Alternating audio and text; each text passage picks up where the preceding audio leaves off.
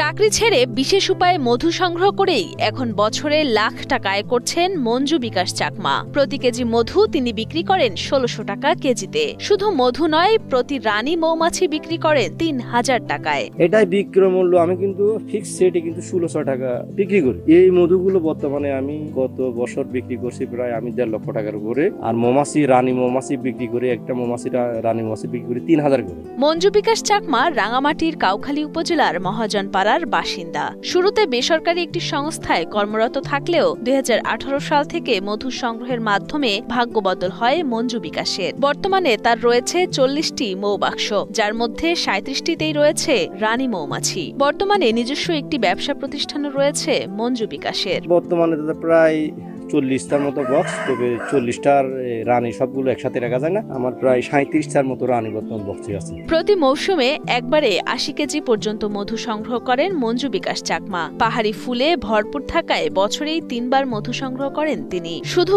সরিষা বা লিচুর উপর নির্ভর নয়, বরং পার্বত্য চট্টগ্রামে নানান ফলের ফুল সারা বছরই থাকে, তাই সংগ্রহ করতে পারেন নানা স্বাদের মধু। এই পার্বত্য চট্টগ্রামের মধুগুলো আমরা বলি যে মিশ্র ফুলের মধু।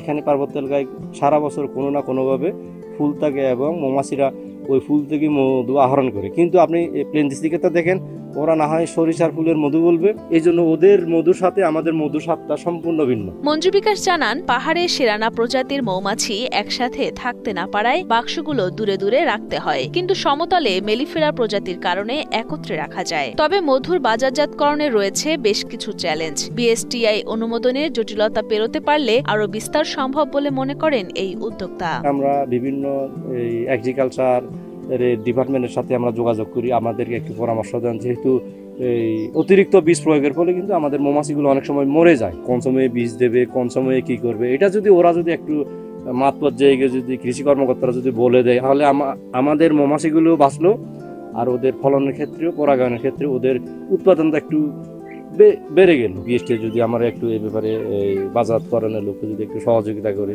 দেবে, কিভাবে কি করতে হবে আমি তো জানি না, এরা যদি একটু সহযোগিতা করে তাহলে আমার পক্ষে ভালো হবে আর কি। মঞ্জু বিকাশের সফলতা দেখে মধু চাষে আগ্রহী হচ্ছেন স্থানীয়রাও। কৃষি বিভাগের পক্ষ থেকে বিভিন্ন পরামর্শ দিলে মধু চাষিরাও উপকৃত হবেন বলে জানান তরুণ উদ্যোক্তারা। আমার খুবই ভালো লাগে, আমারও ইচ্ছে হয় দাদার মতো করে কাজ করতে। এগুলা কিন্তু এত পরিশ্রম করা লাগে না, এগুলা করতে গেলে তেমন সময়ও লাগে না বলতে গেলে। যারা করতে চায়, যারা আগ্রহী, আমাদের ইয়াং জেনারেশন যারা বেকার রয়েছে, পড়ালেখা শেষ, তারা এই মৌ চাষটা দাদার কাছ থেকে সহযোগিতা নিয়ে বাড়ির আশেপাশে যে কোনো একটা বাংলাদেশের যে কোনো জায়গায় আমাদের ৩ পার্বত্য চট্টগ্রামে যদি কেউ আগ্রহী হয় করতে পারবে আমার মতে।